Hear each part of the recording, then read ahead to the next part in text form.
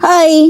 Kasal ka ba o hiwalay sa asawa na gustong ibalik ang maiden name sa passport o IDs?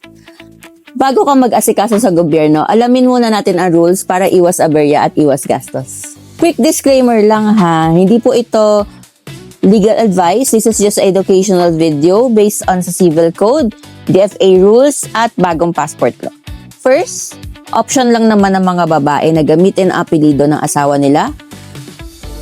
Base ito sa Article 370 ng Civil Code. Walang nag-oobliga sa mga babae na gamitin ang apelido ng asawa nila. Pero paano kung nagamit mo ng apelido ng asawa mo? Good news. Under the New Philippine Passport Act or RA number 11983, pinapayagan tayo ng DFA na ibalik sa maiden name ang apelido ng passport mo basta magpapasa po tayo ng affidavit at PSA records. Pero take note ha, apelido lang ang mababago, hindi ang civil status.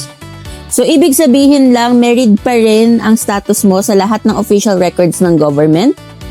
Hindi porket na ibalik na ang passport mo sa maiden name ay single ka na ulit on paper. Malinaw na malinaw po tayo dyan. Kailan lang pwedeng mabago ang civil status? Pwedeng bumalik sa single or maging annulled or maging widowed. Ito ang mga sumusunod. Kapag meron kang una, annotated marriage certificate galing sa PSA dahil sa annulment. Pangalawa, PSA death certificate sa namatay mong asawa.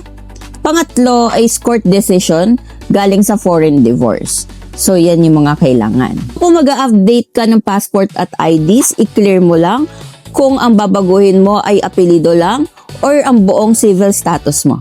May mga tanong ka ba about IDs? Comment down below. And if you want more topics about this, smash that follow button and follow for more. Cheers!